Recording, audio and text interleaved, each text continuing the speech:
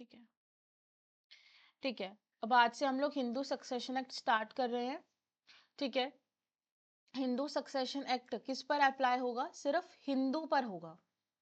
ठीक है, सिर्फ हिंदू पर अप्लाई होगा। इसका एक्ट नंबर क्या है? 30 of 1956। अब आपको समझना है, अब हिंदू सक्सेशन एक्ट पढ़ने से पहले आपको पता होना चाहिए कि ज्वाइंट हिंदू फैमिली क्या होता है, को पार्सनरी प्रॉपर्टी क्या होता है, को पार्टनर्स क्या होता है, ये सारी चीजें आपको पढ़नी पड़ेगी। तो ये वीडियो सुनने से पहले आप मेरी दूसरी वीडियो देख सकते हो, उसमें मैंने ये जॉइंट हिंदू फैमिली ये सब मैंने बताया है। ठीक है, अब हम लोग आते हैं चैप्टर नंबर 1 पे। चैप्टर नंबर 1 प्रमलरी के बारे में बात करता है। तो सेक्शन 1 है शॉर्ट टाइटल एंड एक्सटेंट और कमेंसमेंट। तो इसका नाम क्या है? Hindu succession act 1956। ये अप्लाई करता है होल ऑफ इंडिया पर। क्या करता है? एक्सटेंड करता है होल ऑफ इंडिया पर। अब सेक्शन नंबर 2 हमारा बात करता है एप्लीकेशन ऑफ एक्ट के बारे में। ठीक है, जो कि बहुत इंपॉर्टेंट है। मतलब आपको ये पता होना चाहिए कि हिंदू कौन है, क्या है, ये सारी चीजें आपको पता होनी चाहिए। तो वो यहाँ पे लिखा है, ध्यान से सुनना। दिस एक्ट अप्लाइज, ये जो एक्ट है ये अप्लाई किस पर करता है? To any person. ये एक्ट क्या करता है? ये एक्ट अप्लाई करता है किसी भी पर्सन पर जो क्या है, जो एक हिंदू है, who is Hindu bye religion, जिसका क्या है, जिसका धर्म क्या है, हिंदू है, चाहे वो किसी भी फॉर्म में हो, जैसे कि वैष्णव, लिंगायत्स, फॉलोवर्स ऑफ ब्रह्मो, प्रार्थना और आर्य समाज। आप लोगों को पता होगा कि पहले के समय पे ये लोग होते थे और इन्हें भी क्या माना जाता था? इन्हें भी हिंदू माना जाता था। इसलिए पहला पॉइंट हमारी ये बात करता है कि हिंदू कौन है। हिंदू कौन है? एनी पर्सन जो कि क्या है, हिंदू है बाय रिलीजन, और किसी भी फॉर्म में, जैसे ब्रह्मो समाज, आर्य समाज, प्रार्थना, लिंगायत्स, ये सब क्या माने जाते हैं? ये सब हिंदू माने जाते हैं। अब दूसरा पॉइंट है टू एनी पर्सन, ऐसा कोई पर्सन जो कि बुद्ध है, जैन है, सिख है बाय रिलीजन, धर्म से ही वो क्या है, सिख है, जैन है, बुद्ध है, तो उसे भी क्या माना जाएगा? उसे भी हिंदू ही माना जाएगा। आगे पढ़ो। टू एनी अदर पर्सन, ऐसा पर्सन जो मुस्लिम नहीं है। ये जो पॉइंट है ये थोड़ी नेगेटिव बात करता है। क्या? Who is not a Muslim, who is not a Christian, who is not a Parsi, ज्यू बाय रिलीजन। ऐसा कोई पर्सन जो कि क्या नहीं है, मुस्लिम, क्रिश्चियन, पारसी, ज्यू नहीं है, उसे भी क्या माना जाएगा? उसे भी हिंदू माना जाएगा। हैंड रेज करो। क्या बात समझ आई? बहुत सिंपल है। ठीक है, हिंदू बाय रिलीजन, ब्रह्मो समाज, आर्य समाज, प्रार्थना, Buddha, Jain, Sikh, not a Muslim, Christian, Parsi और ज्यू। ठीक है, आगे पढ़ो इसका एक्सप्लेनेशन। अब देखो यहाँ पर और भी लिखा है कि अगर आपके कस्टमर यूसेजेस अलाउ करते हैं तो आप हिंदू मानने जाओगे। ठीक है, अब आगे पढ़ो एक्सप्लेनेशन। अब इसकी एक्सप्लेनेशन क्या बात करता? देखो, the following persons are Hindu, Buddha, Jain, Sikh by religion as the case may be. कहते ये जो नीचे वाले ये जो 3 पर्सन है ना, इसका फ्लो चार्ट बना लेना। आप क्या बना लेना? इसका फ्लो चार्ट बना लेना। इसमें बोलता कि ये जो नीचे 3 लोग बताए गए हैं ये भी क्या माने जाएंगे? हिंदू, बुद्ध, जैन, सिख माने जाएंगे bye religion. Any child, legitimate और इलेजिटिमेट, लेजिटिमेट का मतलब जायज, इलेजिटिमेट का मतलब नाजायज। एनी चाइल्ड, लेजिटिमेट और इलेजिटिमेट, जिसके बोथ पेरेंट्स क्या हैं, जिसके बोथ पेरेंट्स हिंदू हैं, बुद्ध हैं, जैन हैं, सिख हैं बाय रिलीजन, इनका बच्चा भी क्या माना जाएगा? हिंदू माना जाएगा। हैंड रेज कर दो। बात समझ आई? क्या क्या है? एनी चाइल्ड लेजिटिमेट, इलेजिटिमेट, जिसके बोथ पेरेंट्स क्या हैं, हिंदू हैं, बुद्ध हैं, जैन हैं, सिख हैं, वो क्या माना जाएगा? हिंदू माना जाएगा। फिर है एनी चाइल्ड लेजिटिमेट और इलेजिटिमेट, जिसका एक पेरेंट क्या है? वन वन, यहाँ क्या था? बोथ। यहाँ क्या है? One of whose parents is Hindu, Buddha, Jain, Sikh by religion, and who is brought up as a member of the tribe community और ग्रुप। देखो पहला पॉइंट तो ये बात करता कि इंसान क्या है, मदर और फादर में से एक जो पेरेंट है वो या तो हिंदू बुद्ध जैन सिख होना चाहिए, और बच्चे का इस तरह से ब्रॉटअप होना चाहिए कि वो हिंदू की तरह लगे। ठीक है, अब हम लोग अभी एग्जाम्पल ले लेते हैं, एग्जाम्पल यहाँ पे देखो, एग्जाम्पल लेते हैं। अब फॉर एग्जाम्पल कि ये क्या है, हिंदू है, लड़का क्या है, हिंदू, बॉय क्या है, हिंदू, वाइफ इसकी क्या है, वाइफ इसकी है मुस्लिम। अब देखो इनका एक बेटा हुआ, सन, इनका एक बेटा हुआ। अब ये जो बेटा है ना, ये कहाँ जाता है, ये मंदिर में जाएगा, ये बेटा इसका मंदिर में जाता है, ये बेटा क्या है, शिव जी को मानता, मतलब कि ये हिंदू है। इसका ब्रॉटअप कैसे हुआ, इसका ब्रॉटअप कैसे हुआ, एज अ हिंदू हुआ। लेकिन अभी बात बदल दो, इसकी वाइफ क्या है, मुस्लिम, मतलब इस बेटे की मम्मी क्या है, मुस्लिम। अब ये बच्चा कहाँ जा रहा है, मस्जिद में जा रहा है। ठीक है, कहाँ जा रहा है, मस्जिद में जा रहा है, नमाज पढ़ रहा है। तो मतलब इसका ब्रॉटअप कैसे हुआ है, इसका ब्रॉटअप हुआ है एज अ मुस्लिम। भाई बच्चे पर डिपेंड है, बच्चा क्या कर रहा है, बच्चा मंदिर में जा रहा है तो उसे हिंदू मान लिया जाएगा, बच्चा अगर मस्जिद में जा रहा है तो उसे मुस्लिम मान लिया जाएगा। बात समझ गए क्या, हैंड रेस करो।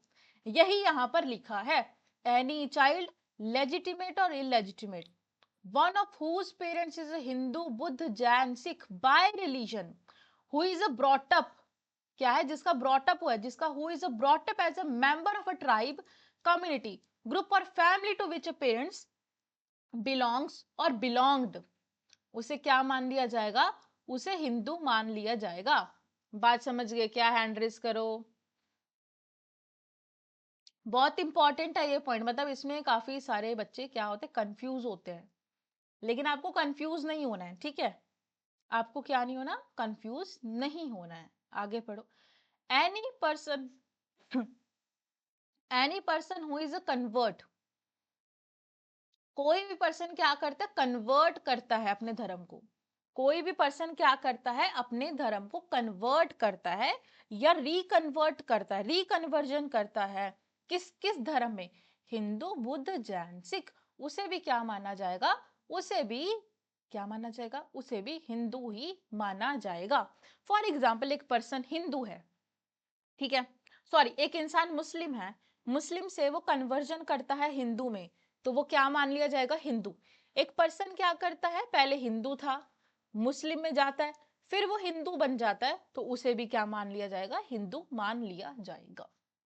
फिर है notwithstanding anything contained in subsection 1, nothing contained this act apply to the member of ST, ST पर अप्लाई नहीं होता भाई।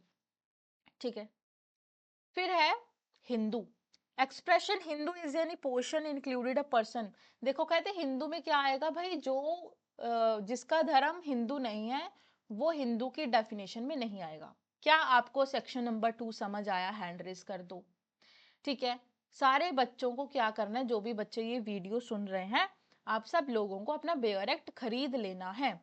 समझ गए क्या, ठीक है।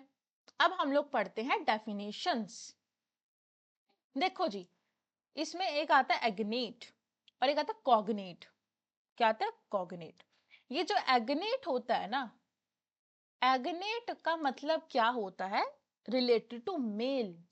देखो one person is said to be agnate, एक पर्सन को क्या कहा जाएगा, एक पर्सन को एग्नेट कहा जाएगा अगर उसका ब्लड रिलेशन कैसा है, मतलब वो जो ब्लड या जो भी उसका रिलेशन है, ब्लड है, एडॉप्शन है, किसी भी तरह से थ्रू मेल है। फॉर एग्जाम्पल मतलब हम लोग अगर हम लोग अपने फादर की तरफ से बात करें, फादर की, हमारा चाचा ताया बुआ, ये सब हमारी क्या है, ये सब हमारे एग्नेट माने जाएंगे। क्या माने जाएंगे, एग्नेट, थ्रो मेल। समझ गए क्या, हैंड रेस करो। थ्रो मेल माने जाएंगे ये, बात समझ गए। और कॉग्नेट में क्या होता है, कॉग्नेट में होता है मदर, या फिर हम लोग कह दे not wholly through males, male की तरफ से नहीं, मतलब अगर मेल की तरफ से नहीं तो फीमेल की तरफ से। याद रखोगे क्या, one person is said to be a cognate of another, एक पर्सन को दूसरे का कॉग्नेट कहा जाएगा अगर वो रिलेशन में है बाय ब्लड या adoption, but not wholly through the mails. बात समझ गए क्या? फिर है हमारी देखो जो हमारी डेफिनेशन है सेकंड, बी डेफिनेशन आपको पढ़ने की जरूरत नहीं है, कभी भी कहीं पर भी नहीं पूछी जाएगी, नहीं पूछी जाएगी तो छोड़ दो। फिर आगे पढ़ो, D custom and usages. Custom और यूसेजेस का मतलब क्या है? कस्टम और यूसेजेस का मतलब है कोई भी rule, any rule have been continuously or uniformly observed for a long period of time. For example, जैसे अभी हम लोग बात करें सती प्रथा की, ठीक है, सब लोगों को पता है कि सती प्रथा क्या होता है ना। सती प्रथा की उसकी वाइफ को जिंदा जला दिया जाता था जिसके हस्बैंड की डेथ हो जाती थी। तो सती प्रथा जो था एक कस्टम था, हिंदू धर्म में एक क्या माना जाता था, कस्टम माना जाता था, लेकिन अब उसको लोग फॉलो नहीं करते। क्यों? क्योंकि वो गलत था, क्योंकि वो गलत था। तो कहते ये जो कस्टम होता है ना, ये बहुत लंबे समय तक चलता आ रहा है, बहुत लंबे समय से चलता आ रहा है, तो उसे कस्टम मान लिया जाएगा। लेकिन वो क्या होना चाहिए? लेकिन वो लीगल होना चाहिए। क्या लिखा है? एनी रूल, कहते कोई भी रूल, जैसे मैरिज का रूल है ना, आज के समय पे शादियां हो रही हैं तो मैरिज करना एक रूल है। So any rule which have been a continuously, जिसे कॉन्टिन्यूसली ऑब्जर्व किया जा रहा है for a long period of time. और पहले मान के चलो, पहले हमारी क्या होती थी, शादी होती थी, ठीक है, वो ऐसा कोई प्रॉपर प्रॉपर लॉ नहीं बना था, लेकिन फिर क्या हुआ, फिर लॉ बना दिया गया कि हाँ भाई शादी तो मैंडेटरी है, शादी तो हर धर्म में होती है, तो शादी को क्या बना दो, लॉ बना दो। तो मतलब पहले वो क्या होता है, पहले वो होता है कस्टम, कस्टम के बाद उसे क्या बना दिया जाता है, उसे लॉ बना दिया जाता है, हैंड रेज कर दो। लेकिन उसे लॉ तभी बनाया जाएगा अगर वो बिल्कुल सही होगा। बात समझ गए क्या? Has obtained the force of the law among Hindus, यानी एनी लोकल एरिया, ट्राइब और कम्युनिटी ग्रुप और फैमिली। वही लिखा है, provided that rule is a certain, rule certain होना चाहिए, अनरीजनेबल नहीं होना चाहिए, पब्लिक पॉलिसी के खिलाफ नहीं होना चाहिए, और डिसकंटिन्यू नहीं होना चाहिए। ऐसा नहीं है कि लोग पहले 2 साल तक फॉलो किया, फिर 3 साल तक फॉलो नहीं किया, फिर ये कॉन्टिन्यू 100 मतलब 100 सालों तक किसी कस्टम को फॉलो होना चाहिए, 100 सालों तक बिल्कुल कॉन्टिन्यू, ठीक है, तो उसे मान लिया जाएगा। अब पढ़ो फुल ब्लड, हाफ ब्लड और uterine blood, very very very important, ये अभी समझाती हूँ मैं। पहले ये देख लो, हेयर, हेयर का मतलब क्या होता है, मीन्स एनी पर्सन, मेल और female, who is entitle to succeed to the property of an interstate under this act. Interstate, देखो पहले इंटरस्टेट का मतलब समझ लो। इंटरस्टेट का मतलब होता है एक ऐसा इंसान जिसके नाम पर कुछ प्रॉपर्टी है, और वो क्या है, और उसकी डेथ हो गई है, उसकी डेथ हो गई है और उसने किसी भी तरह की विल नहीं बनाई, तो उसे कहेंगे interstate. A person is deemed to be a die, a person is deemed to be a die interstate in respect of a property, क्या है, वो इंटरस्टेट में मर गया, विच ही और she has not made testamentary disposition, उसने क्या नहीं बनाई, टेस्टामेंट्री डिस्पोजिशन का मतलब क्या होता है, विल, कि उसने विल नहीं बनाई, उसने विल नहीं बनाई, तो और उसकी डेथ हो गई, तो उसे इंटरस्टेट कहेंगे। अब हेयर में क्या लिखा कि भाई कोई ऐसा मेल और फीमेल मेंबर कि जिसकी डेथ होने के मतलब बड़े की किसी की डेथ होने के बाद प्रॉपर्टी किसके पास आएगी, एयर के पास आएगी, है ना, क्या आएगी, एयर के पास आएगी, और वो प्रॉपर्टी उसके पास आएगी जो इंटरस्टेट में, इंटरस्टेट में मतलब जिसकी विल नहीं बनाएगी, हैंड रेज कर दो। बात समझ गए क्या? अभी समझाती हूँ प्रॉपर तरीके से, देखो। जैसे कि हाँ, मैं बोलती हूँ ना, हाँ, जैसे कि दादा वादा होते हैं, ठीक है, अब वो सब किसी को नहीं पता कौन कब मर जाएगा, ठीक है, वो 70 साल जी लिए, 31 बर्थडे में वो ऊपर चले गए बिना विल बनाए, ठीक है, हम्म, तो उसके बाद तो उसके बच्चे जो मेल फीमेल उनको आएगा, यही ना। हम्म, मैं बताती हूँ। यहाँ पे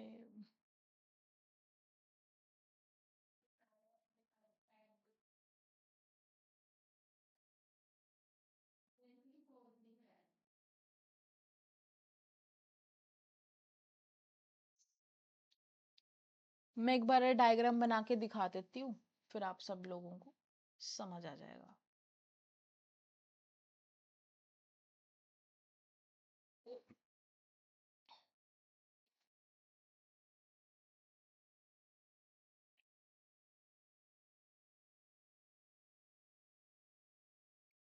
देखो, हम लोग पढ़ रहे हैं इंटरस्टेट, तो आपको समझ आया। इंटरस्टेट का मतलब है कि जहां पर एक इंसान की क्या हो गई है, डेथ हो गई है, और उसने किसी भी तरह की विल नहीं बनाई। फिर एयर, देखो भाई, अब कोई इंसान है, फॉर एग्जांपल राहुल है, यार राहुल ने विल बना दी कि भाई मेरी प्रॉपर्टी एक सन 1 को जाएगी, एक सन 2 को जाएगी, फिर तो हमें एयर की जरूरत ही नहीं पड़ेगी। जरूरत कब पड़ेगी? जरूरत तब पड़ेगी जब विल नहीं बनाई, जब उसने मरते समय विल नहीं बनाई। अब यहाँ पर क्वेश्चन आ गया कि भाई प्रॉपर्टी किस किस में जाएगी, तो प्रॉपर्टी जाएगी एयर्स में। किस में जाएगी? एयर्स में जाएगी प्रॉपर्टी। उसके बच्चे, फिर बच्चे के बच्चे पे जाएगी, उसकी वाइफ पे जाएगी, ये यहाँ पर जाएगी प्रॉपर्टी। एक बार मैं आपको दिखा भी देती हूँ। इसमें क्लासेस होती हैं, क्लास 1, क्लास 2, क्लास 3, क्लास 4। इसमें हमारे बेयर एक्ट में लिखा हुआ होगा लास्ट में। ये देखो जी, क्लास 1 और क्लास 2। देखो, क्लास 1 में कौन आएगा? फॉर एग्जाम्पल अब किसी की डेथ हो गई, फॉर एग्जाम्पल अब राहुल की डेथ हो गई, अब राहुल ने विल ने बनाई, तो प्रॉपर्टी किसके पास जाएगी? बेटे के पास। Daughter, widow, mother, son of pre deceased, मतलब अगर इस फॉर एग्जाम्पल राहुल के बेटे की डेथ हो रखी है और आगे उसका बेटा है, तो इसके बेटे के पास चली जाएगी प्री डिसीज्ड सन। ठीक है, daughter of a pre deceased son, son of a pre deceased daughter, तो इन सब के पास जाएगी। अगर क्लास 1 में, ये जितने भी लिखे, अगर क्लास 1 में कोई जिंदा नहीं है, तो प्रॉपर्टी कहाँ जाएगी? क्लास 2 में जाएगी। और हमेशा याद रखना, क्लास 2 में फादर आता है। क्लास 2 में कौन आएगा? फादर। क्लास 1 में मदर, मदर वगैरह, बेटा बेटी सब आ जाएंगे, लेकिन क्लास 2 में क्या आएगा? फादर। मतलब अगर क्लास 1 में कोई जिंदा नहीं है तो जाएगी क्लास 2 में। अगर क्लास 2 में कोई जिंदा नहीं है, फिर जाता है एग्नेट में। ठीक है, क्लास 3, क्लास 3 में, क्लास 4 में अगर एग्नेट में कोई जिंदा नहीं है तो कॉग्नेट में जाएगा। अगर कॉग्नेट में कोई जिंदा नहीं है तो प्रॉपर्टी सरकार को चली जाएगी। याद रखोगे क्या? तो प्रॉपर्टी सरकार के पास चली जाएगी। पहले क्लास 1, क्लास 2, एग्नेट, कॉग्नेट, और फिर सरकार, सरकार के पास प्रॉपर्टी चली जाएगी। ठीक है। क्लास 1 में ही तो इतने सारे लोग जी रहे हैं, हाँ, उसके अगर अगर बेटा-बेटी, अगर नाती-वाती जिंदा सब ना हैं। हो तो, अगर जिंदा ना हो तो ठीक है। अब पढ़ते हैं, अब हम लोग पढ़ते हैं फुल ब्लड और हाफ ब्लड और यूट्राइन ब्लड। देखो जी, फुल ब्लड, हाफ ब्लड और यूट्राइन ब्लड में क्या होता है? बहुत सिंपल कंसेप्ट है। देखो, अब यहाँ पर क्या है, एक अच्छा सा डायग्राम बना लेते हैं। अब यहाँ पर क्या है, यह है फादर और यह है मदर, इनका एक बेटा ये, और इनका दूसरा बेटा ये। ठीक है, तो इनका रिलेशन कैसा है? फुल ब्लड का। मतलब इसके फादर और मदर क्या है? सेम है। बात समझ गए? फादर और मदर सेम है, तो रिलेशन कैसा है? फुल ब्लड का रिलेशन है।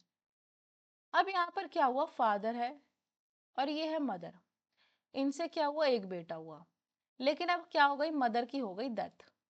अब इसने शादी की किसी दूसरी लड़की से, मदर 2, इनका एक बेटा हुआ, सन 2। तो इसका रिलेशन कैसा होगा? Half blood. कैसा होगा? हाफ ब्लड होगा।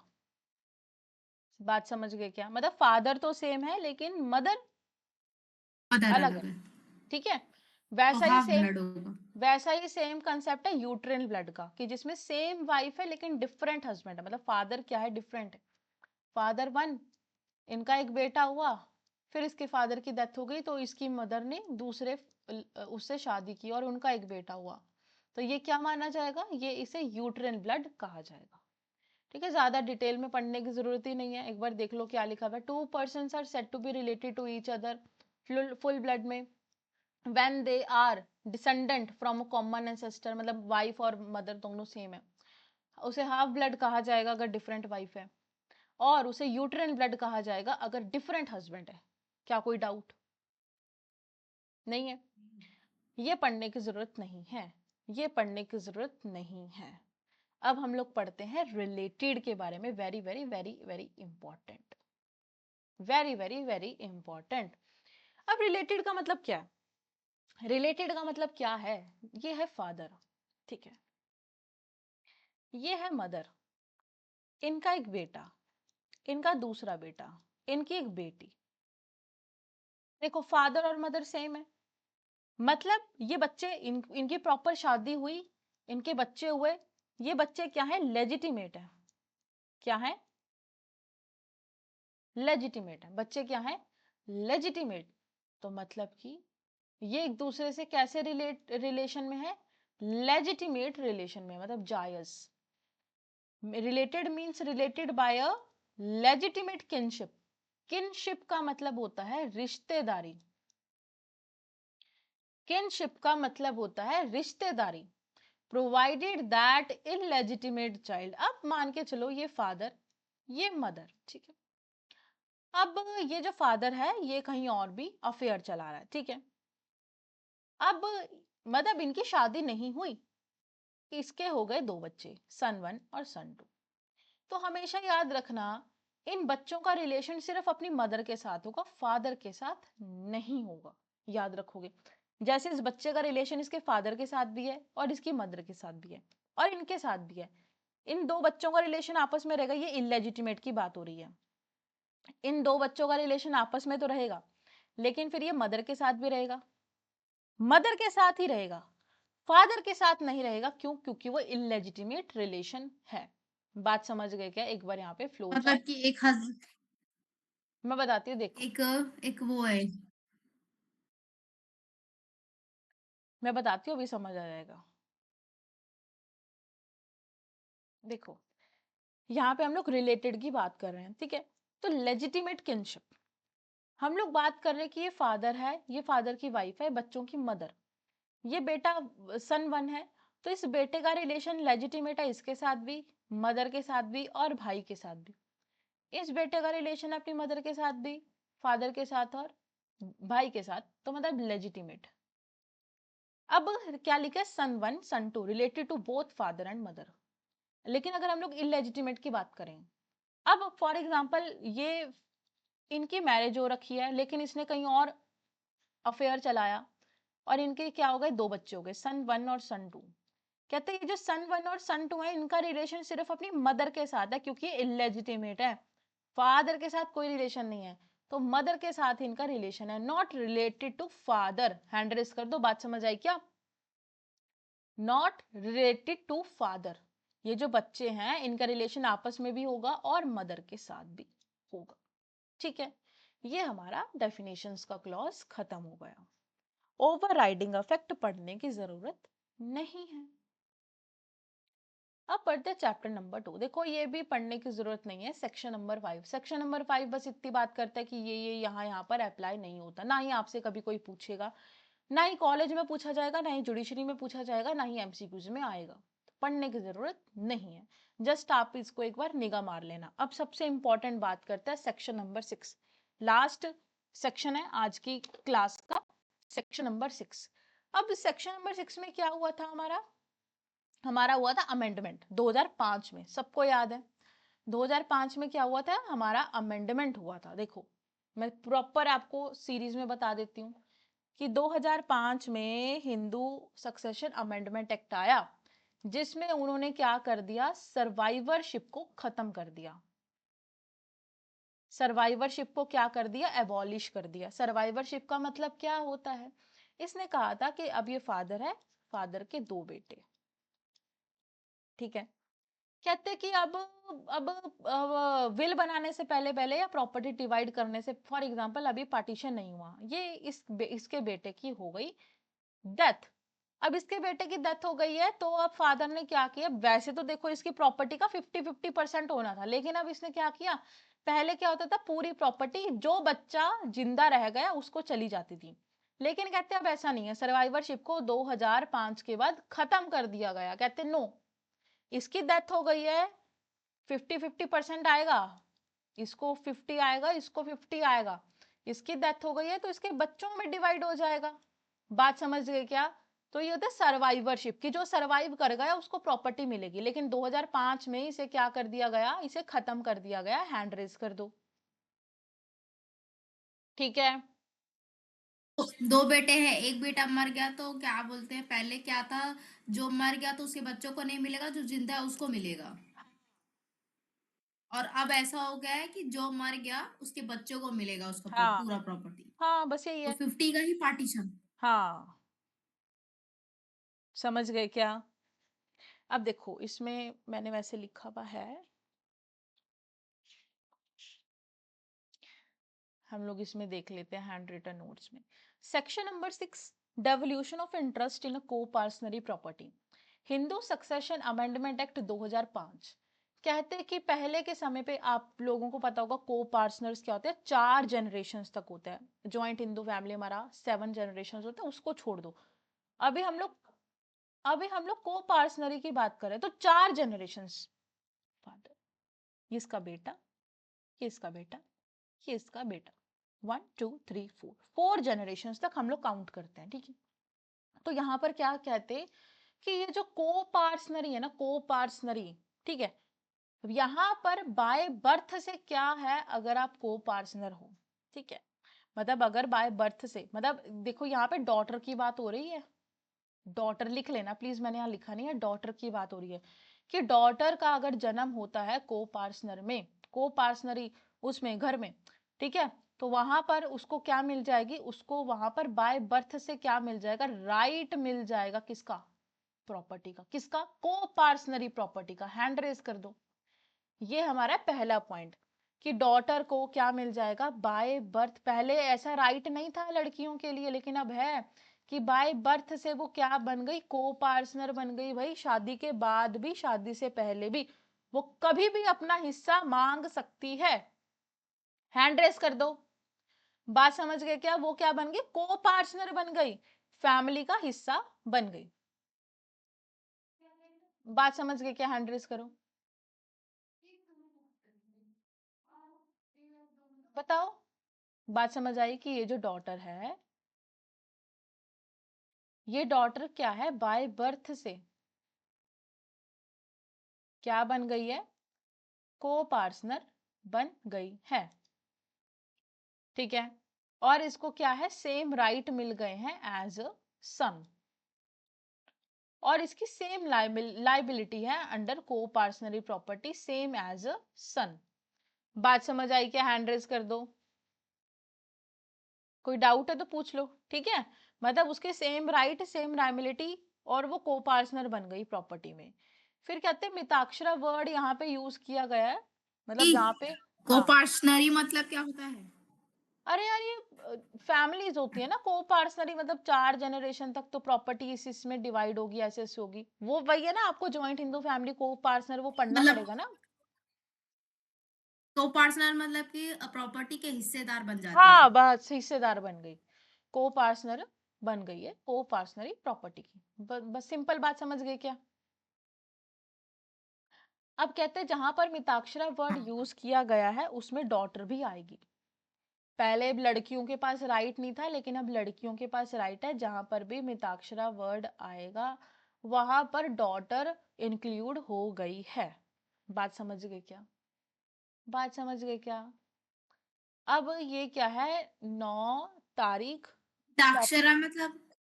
अरे यार आपने पढ़ा नहीं क्या, मिताक्षरा दया भागा है। अब ऐसा करना, पहले कल आप लेक्चर सुनना, ठीक है, पुराने वाले, तभी आपको समझ आएगा। अगर आपने ये नहीं पढ़ा, मिताक्षरा दया भागा ये नहीं पढ़ा है, तो आपको समझ नहीं आएगा। ठीक है। या फिर हम लोग हम्म। कल कंटिन्यू हम्म। करें, आपको यहाँ तक समझ आया, कल पहले लेक्चर सुनना और फिर आना, ठीक है। बताओ। हाँ, ठीक ठीक है। है।